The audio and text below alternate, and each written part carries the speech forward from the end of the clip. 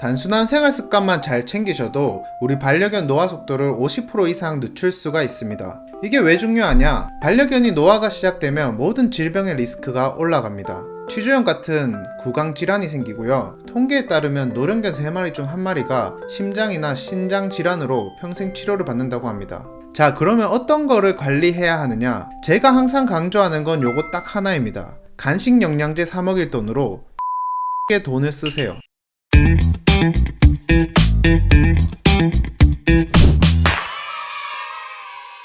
자, 요즘 말티즈 15살이면 무조건 심장병이라는 말이 있더라고요. 노령견, 소형견 무조건 아픈 아이라는 공포 마케팅의 기승이라서 보호자님들 걱정이 많으실 텐데요. 그런데 이 얘기 뜯어보면 반은 맞고 반은 틀린 얘기입니다. 노화는 누구도 못 막지만 관리법을 알면 우리 아이가 실제로 병원에 눌러 앉을 일은 훨씬 줄어들 수 있습니다. 오늘은 노령견들 건강관리 비법을 3가지를 알려드리겠습니다. 먼저 식단부터 볼까요? 저는 건강관리의 핵심은 바로 먹는 것이라고 생각합니다. 사람의 경우 평균 체중이 60kg인데도 먹는 것에 큰 영향을 받죠. 강아지의 경우 소형견은 2kg, 중형견은 10kg 정도 됩니다. 사람보다 체중이 작은 강아지들은 먹는 것에 특히 더 영향을 많이 받습니다. 그래서 저는 간식, 영양제 사 먹일 돈으로 주식에 더 돈을 쓰는 게 맞다고 생각합니다. 노견 식단의 핵심은 칼로리는 낮추되 단백질은 채워라 이거예요. 흔히 나이가 들면 단백질 줄여야지 라고 생각하지만 신장이 멀쩡한 아이에게 단백질을 과하게 깎으면 오히려 근육이 빠져서 기력 저하 속도가 빨라집니다.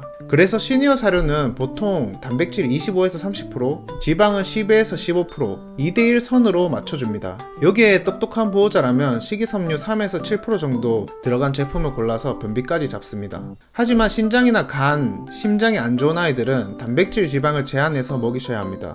단백질 20% 이하, 지방 10% 이하 제품들을 추천드립니다. 그런데 여기서 우리가 알아야 할 포인트는 다이어트가 굶기기가 아니라는 겁니다. 노령 소형견들은 대사량이 줄어도 먹는 재미가 삶의 낙이에요. 칼로리만 덜어내고 식감, 영양 밀도는 유지해야지 행복한 다이어트가 됩니다. 비만이 만병의 근원이라 하잖아요. 실제로 비만은 심장병, 관절염, 당뇨 위험을 폭발적으로 높이는데 식단 조절로 체중 관리를 해야 합니다. 식단 조절에 성공한 아이들은 약물 복용량까지 줄어드는 경우가 많습니다. 이번엔 수의학적 관리입니다. 노령견은 1년에 2번, 즉 6개월마다 종합검진을 받아야 숨은 병을 조기에 발견할 수 있어요. 특히 말티즈, 시츄, 치아와처럼 판막성 심장병이 잦은 품종은 심장 청진이 필수입니다. 병원비가 무서워요 라고 망설이다가 응급실에 가면 훨씬 더 큰 비용이 듭니다. 예방접종, 구충도 늙었으니까 이제 안 해도 되겠지가 아니라 오히려 면역력이 떨어지니까 더 규칙적으로 맞춰야 하는 거 아시죠? 치아 관리는 그냥 옵션이 아니라 사실 생존 문제입니다. 하루 한 번 양치가 최선이지만 최소 이틀에 한 번 치약 만나는 치간 티슈라도 문질러주세요. 치주염 세균이 혈류를 타고 심장, 신장으로 가는 건 과장이 아닙니다. 스케일링은 마취 위험이 걱정이라면 제때 하는 게 오히려 안전합니다. 치석이 두꺼워진 뒤엔 마취 시간이 길어지니까요. 수의학 루틴에서 가장 흔한 오류는 우리 아이 아직 활발하니까 괜찮아 라는 안심입니다. 실제로 개들은 본능적으로 통증을 숨깁니다. 겉으로 안 아파 보인다고 안 아픈 게 아니니까 보호자님 간만 믿지 마시고 숫자로 된 데이터, 혈액검사나 영상 이런 걸로 확인을 해보세요. 마지막으로 질병 예방 생활습관입니다.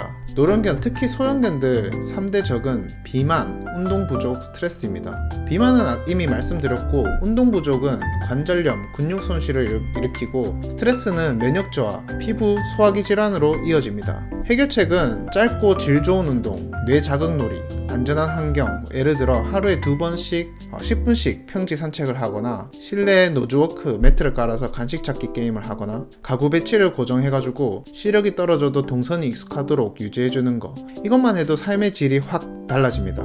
체온 관리도 중요한데요. 여름이 되면은 해가 지고 난 뒤에 산책하는 걸 추천드리고 겨울이면 옷을 얇게 여러 겹 레이어드해서 보온을 하는 걸 추천드립니다. 그리고 목줄 대신 가슴 하네스를 써서 기관 압박을 줄여주세요. 수분 섭취의 경우에는 수분이 강아지에게 정말 중요한데요. 하루에 2번 이상은 깨끗한 물로 바꿔주시고요. 물그릇을 깨끗하게 세척해주세요.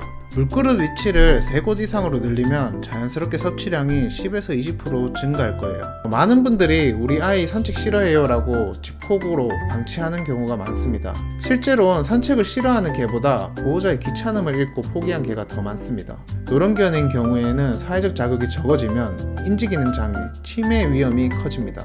하루에 5분이라도 바깥 냄새를 맡게 해주시면 제일 좋습니다. 만약에 관절이 아파서 힘이 들다면 수중 러닝머신 같은 재활 운동센터를 이용하거나 유모차 산책으로 시각, 후각 자극만으로도 큰 도움이 됩니다. 자, 정리해볼게요. 노령견, 특히 소형견 건강관리는 3가지가 제일 중요합니다. 칼로리를 낮추고 수분을 높여주세요. 균형 잡힌 식단을 유지해주세요. 아이가 아프면 아이에게 맞는 식단을 먹여주세요. 6개월마다 종합검진, 매일 치아관리로 병을 조기에 발견하고 구강 건강을 챙겨주세요. 적정 체중, 짧고 규칙적인 운동, 안전한 생활 환경으로 질병 예방과 활력을 유지해주세요. 이 3가지만 지켜도 우리 아이들 10살 노견이 아니라 17살 청춘 같은 컨디션으로 황혼을 누릴 수 있습니다. 결국 비법은 거창하지 않아요. 보호자님의 꾸준한 관찰, 사랑, 실천, 그리고 필요할 때 수의사분들과 콜라보, 이게 전부입니다. 오늘부터라도 하나씩 습관을 바꿔보세요. 아이의 반짝이는 눈빛이 고마워하고 속삭일 거예요. 도움이 되셨다면 구독, 좋아요 눌러주시고요. 알람 설정까지 잊지 마세요. 또 댓글에 도움이 될 만한 정보를 남겨뒀으니 참고해주세요. 감사합니다.